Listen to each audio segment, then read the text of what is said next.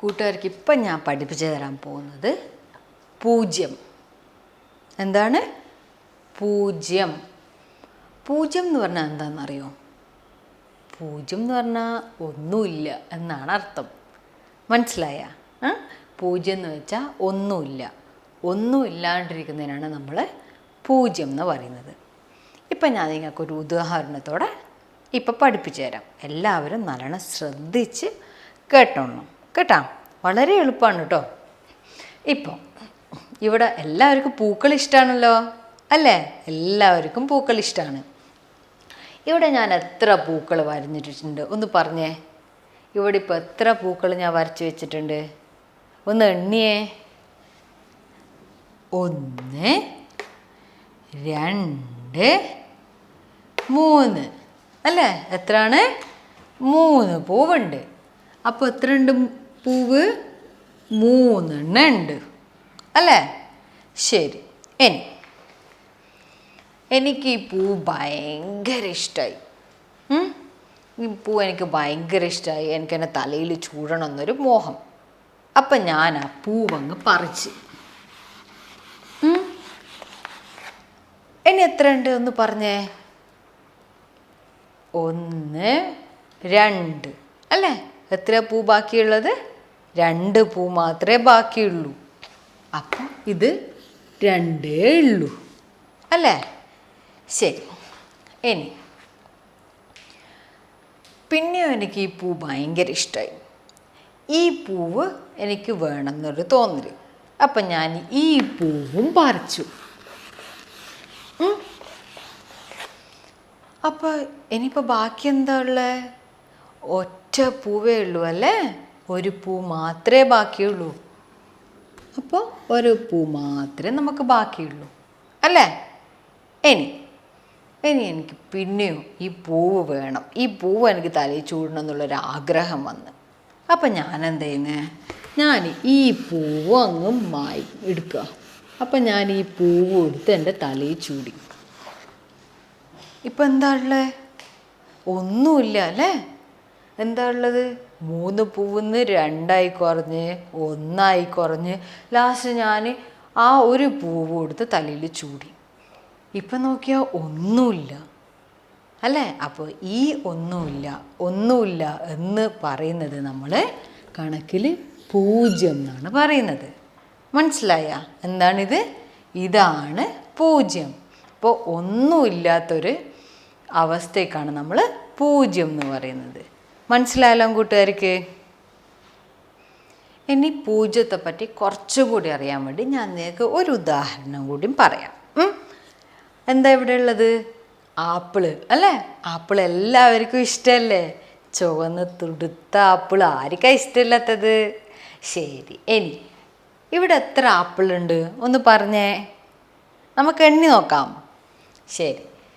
1 2 3 4 5 6. അപ്പോൾ 6 ആപ്പിളുണ്ട് അല്ലേ? എത്രയുള്ളത്? 6 ആപ്പിളുണ്ട് ഇവിടെ അല്ലേ? ശരി. എന്നിട്ട് എനിക്ക് നല്ല വിശപ്പ്. ഞാനൊരു ആപ്പിൾ അങ്ങ് കഴിക്കാൻ പോവാ. ഞാനൊരു ആപ്പിൾ അങ്ങ് കഴിച്ചു. അപ്പോൾ എത്രയാണ് ബാക്കിയുള്ളത്?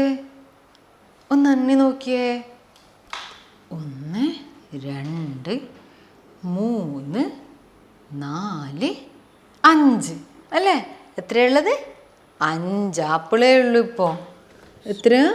5 ആപ്പിൾ മാത്രമേ ഉള്ളൂ. ശരി. എന്നിട്ട് കുറച്ച് കഴിഞ്ഞപ്പോൾ എൻ്റെ അച്ഛന് ഭയങ്കര വിശപ്പ്. അപ്പോൾ ഞാൻ എന്താക്കി? ഒരാപ്പിൾ അച്ഛനങ്ങ് കൊടുത്തു. അപ്പം എത്ര ബാക്കിയുള്ളത് ഒന്ന് നോക്കിയേ. 1 2 3 4 4 ആപ്പിളേ ബാക്കിയുള്ളൂ. എത്രയാണുള്ളത്? 4 ആപ്പിളേ ബാക്കിയുള്ളൂ അല്ലേ? എന്നിട്ട് കുറച്ച് കഴിഞ്ഞപ്പോൾ എൻ്റെ മമ്മിക്ക് ഭയങ്കര വിശപ്പ്. അപ്പോൾ ഞാൻ പറഞ്ഞു, ശരി മമ്മി, ഒരാപ്പിൾ കൂടി ഞാൻ തരാം. അപ്പം ഞാൻ എന്താക്കി? ഒരാപ്പിൾ എടുത്തിട്ട് ഞാൻ എൻ്റെ മമ്മിക്ക് കൊടുത്തു. അപ്പോൾ എത്രയാണ് ബാക്കിയുള്ള കൂട്ടുകാരെ? ഒന്ന് ആലോചിച്ച് നോക്കിയേ. എണ്ണി നോക്ക്.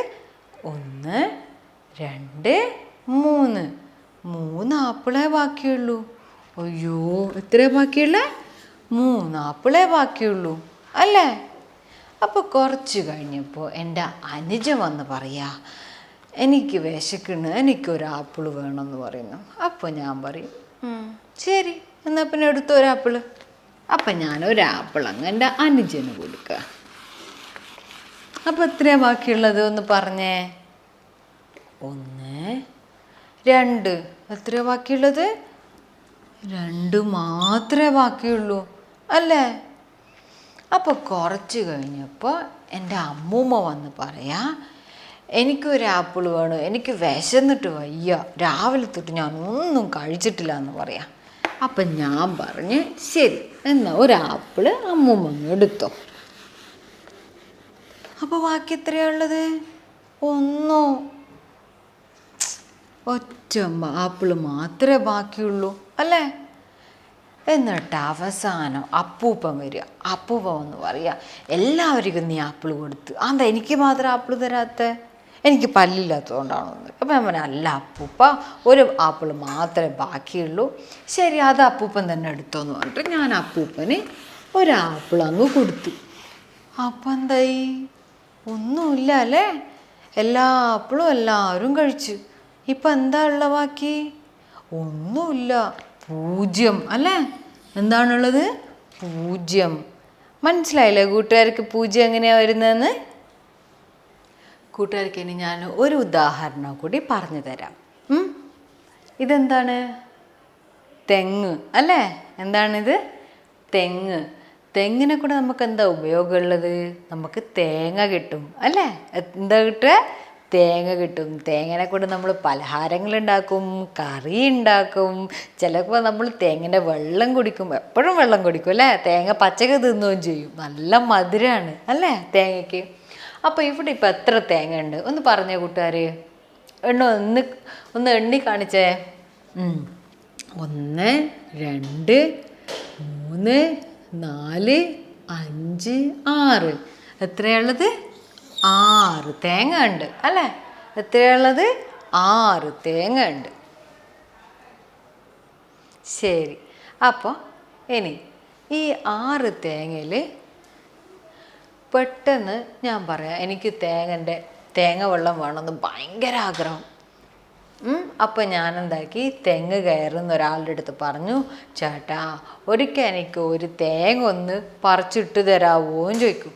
അപ്പം ആ ചേട്ടൻ എന്താക്കി, തെങ്ങ് ഇങ്ങനെ കയറി കയറി കയറി കയറി കയറി മുകളിലെത്തിയിട്ട് ഞാൻ പറഞ്ഞതുകൊണ്ട് ഒരു തേങ്ങ അവരങ്ങ് അവിടുന്ന് ഇട്ട് തന്നു. അപ്പോൾ എന്ത് ചെയ്തേ?